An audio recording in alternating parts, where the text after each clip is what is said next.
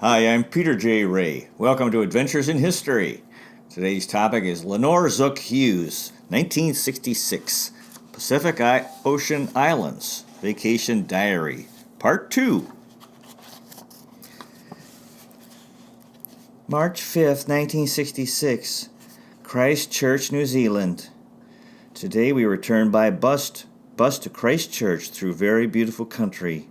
Snow-covered mountains at first, then rolling farmlands loaded with sheep.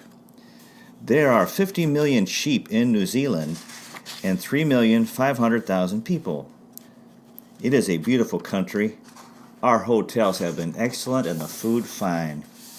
We arrived in Christchurch at 3 o'clock and had a tour of this city of 250,000 people. It is very English and the flower gardens are gorgeous.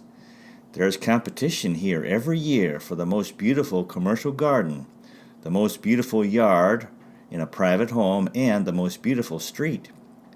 Dr. Lazier came by our room to invite us to a cocktail party at their room. Everyone went and we had fun. March 6th, Melbourne, Australia. We set our watches back 2 hours and are just now flying 18,000 feet over the Tasman Sea. Our group has the entire first-class section, really deluxe. We arrived in Melbourne at 12:15, had lunch at the airport, and then went for a tour of the city before coming to a perfectly delightful hotel, Southern Cross, air-conditioned. The temperature, 100 degrees, is most unusual for this time of year. Our trip was a hot one to see the city. Melbourne is a most beautiful city, a wonderful harbor, many parks and monuments. The most beautiful display of tuberous begonias I have ever seen. Captain Cook's boyhood home was brought from England and now stands in one of the parks. It was quaint and interesting to see. Had 6 letters waiting, one from Catherine, Helen A., Helen Fox, Desi, Eddie Blau, and Florence Jones Phoenix. March 7th. Melbourne, Southern Cross Hotel. What a day! We returned to the hotel at 10:30 p.m. after some of the extraordinary experiences of the trip. We started out at 11 o'clock a.m. with our boxed lunches in hand to go to a sanctuary where we saw and heard bellbirds, kangaroos, platypus, green parrots in the bush, and magpies wild. It was 102 degrees. Hot. Excuse me. Hot as you know what. Then on to Phillip Island, where we saw the darling koala bears resting in the trees. Then on to the beach where the highlight of the day took place. The penguins marched right out of the sea in groups of 10 to 30 to go up to their burrows on the sand dunes, to their mamas and babies.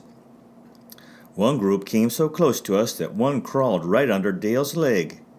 The penguins go out to sea to fish for food 30 miles or more, return so full of fish they fall down as they walk up the beach. You never heard such a chattering in your life as the penguins in the burrows on the dunes. We walked so close to them that it was unbelievable and so interesting.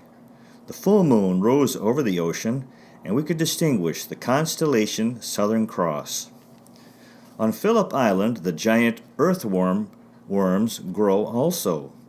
They are from 5 to 12 feet long, 3 inches in circumference. Can you imagine anything like this? Melbourne is a beautiful city, well laid out, much cast iron work on the houses sent from England. We saw the prefab houses of corrugated iron in the 1800s, also from England as ballast for the sailing vessels. One more letter from Pink delivered to our room at 3:30 a.m. March 8th, 1966, Hobart, Tasmania. Melbourne was beautiful as we went to the airport at 7 o'clock a.m. Breakfast was served in our room at 6:30. Bacon, 2 eggs, toast, marmalade, orange juice, and coffee. The weather is delightful, 85 degrees, bright and sunny. We arrived in Hobart at 10:30, had a small tour around the city. There are many forest fires in the woodlands close to the city. So much smoke is in the air, and the visibility from the mountains is poor. Hobart has a wonderful harbor, and many big ships are docked at the waterfront. The temperature is much lower here. We went through the Cadbury chocolate factory this afternoon. Very interesting. Employs 1,400 people. They gave us all kinds of samples. Dale met the plant manager, who was a Rotarian, a district governor. Nice travel lodge, breakfast in our room on March 9th. March 9th, Hobart, Tasmania. We started from the hotel at 9:15 for a trip to Port Arthur, where the English convicts were sent from 1830 on to 1877, when the penal colony was closed. The scenery was lovely all the way down. We crossed the causeways, past many bays, and the mountains, even though they aren't high, were wooded with huge gum trees, and were just beautiful with high rocky cliffs all along the shorelines. We stopped at Tasman Arch, a 206-foot gorge with a natural arch in the stone cliff. We then went to Devil's Kitchen and the Blowhole. We had an offshore breeze, so the hole didn't blow, but it was fun to see the rock formations. There are many forest fires in the forests. Some of the high gum trees had burned trunks up to 100 feet. Got back at 5:15. A good day, interesting. March 10th, Canberra, Australia. We had such an interesting day as we stopped at a sheep ranch on our way from Melbourne to Launceston. It consisted of 23,000 acres of land, and Mr. Von Berger, the son of the owner, showed us around the estate. Beautiful gardens, house, and some of the sheep barns were built in the early 1800s by convict labor from Port Arthur. The house was most unusual, and such flower and vegetable gardens and fruit trees, all well taken care of. We also met his charming wife, just a girl originally from Perth. At noon we stopped in an old inn for lunch, most attractive, and the food was good. We had a 45-minute delay at Melbourne Airport, some plane trouble, then came on to Canberra, arriving at 10 o'clock p.m. It is much cooler here, around 64 degrees. March 11th, Sydney, Australia, the Australia Hotel, a fine old hotel. We went sightseeing in Canberra this morning, and what a city. It was planned for the capital of Australia. The designer was Burley Griffin from Chicago, and the building of a new city from pasture land was begun in 1913. No land is owned in this city outright. All have 99-year leases except the ground on which stands the U.S. Embassy. We visited the War Memorial, wonderful, and went through the Parliament building. A nice-looking gentleman was in our hotel dining room with the cutest little Negro girl. We went to their table on our way out. The man told us he had adopted this 5-year-old girl in Tanganyika, East Africa. He is a professor at Princeton, and this child had been in school there. She was a darling, guessed that we were from the United States, told me how pretty I was, and that she liked my dress. She asked if she could kiss me. What a personality she had. Her daddy told us that really she had adopted him. March 12th, Sydney, Australia. The morning was free, so Dale and I went with Lynn Crawford to the IAA airline office, where we had our next 5 flights confirmed. We couldn't have a better friend than Lynn. He goes out of his way to see that we are taken care of, and he is such a nice person. Dale and I leave the tour next Monday. We will be sorry to leave this fine group. It has been such fun, and the time fairly flies. Our afternoon tour began at 12 o'clock noon, and we covered some downtown sightseeing, went to the top of the highest building here to view the harbor and bridge. This is a very large and interesting city, 3 million people, beautiful stores, and such an interesting harbor. There were hundreds of sailboats out, an aircraft carrier, 2 battleships plus passing ships, and freighters in the large harbor. We then went to the Church Wagon Bistro for lunch. A huge T-bone steak, potatoes, carrots, string beans, the most delicious lettuce and tomato salad, and a lemon chiffon pie with ice cream. This place surely has atmosphere, and we thoroughly enjoyed it. One of our tour members left the tour late today for home, Mary Dokes. She discovered a breast lump 2 weeks ago, and as soon as she arrived in Sydney, she went to a doctor who advised her to get home at once. We are sorry for her. We continued our city tour going through the Wentworth estate and home, now an historical shrine. William Wentworth was the father of Australia, and this stop was most interesting. Then on to a high cliff on the Pacific where we watched some men fishing from huge rocks below. This coastline is lovely, with many bathing beaches. The weather has been ideal today. The building we viewed the city from was 28 stories high, the AMP Insurance Company. We took our first 2 Nivaquine pills this evening. We take 2 each Saturday night for 4 times for malaria. March 13th, Sydney, Australia. Sunday morning, and we leave at 9 o'clock a.m. for a ride through Sydney to Bobbin Head, where we have lunch at Bobbin Inn. On the way, we went through a national reserve, Karingi Chase meaning park, where there were dozens of koala bears, kangaroos. We saw any number of babies riding in their mothers' pouches, some with their heads out, and one crawled out right as we watched. I know he weighed 15 pounds. Also a great variety of many-colored parrots here. After our lunch at Bobbin Inn, we boarded the ferry boat, which came down the Hawkesbury River to Palm Beach, a 2-hour ride. We enjoyed this greatly. Scenery was lovely, and we saw porpoises and large squid playing in the water. We came right out to the Pacific Ocean, a fine ride and a good day. March 14th, Sydney. We awakened at 6 o'clock a.m., and it is raining out, not hard. We have today to shop, and after breakfast we started out. We found 2 gold charms, a kangaroo, $15 US, and a koala bear, $7.50, 9-carat gold. We surely had fun looking in the stores, especially the hardware stores. We had a buffet for noon at our hotel, then shopped again, and we got a beautiful opal pin for $52 US. It is a lovely one. Lynn is having a cocktail party for us in our room at 5:30 for our whole group. Then a special dinner party in the Jade Room, steaks, wine, etc. Everyone wished us bon voyage. I promised to send each gal a Michigan bracelet. Everyone had a good time, many goodbyes. This is the beginning of the breakup of the group. Lynn Crawford is a peach. March 15th, Mount Hagen. Flew TAA at 11:40 p.m. for Port Moresby. The dummy at Sydney Airport TAA office took 2 tickets from our book of tickets, even though Dale had a rubber band on each book. It caused Dale a little trouble when we got to Port Moresby, but he got things straightened out, and we boarded our DC-3 at 7 o'clock a.m. from Mount Hagen, New Guinea. This plane is a sight, mostly baggage tied down. Dale and I are the only white passengers.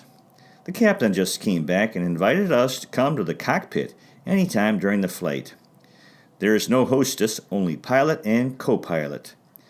3 other colored people, headhunters, are the other passengers. Excuse me, one of the colored men is a steward and just brought us coffee. We arrived at Mount Hagen at 9:10, and after a 10-minute wait, a girl drove up in a bus, and she brought us to a motel where the food is good.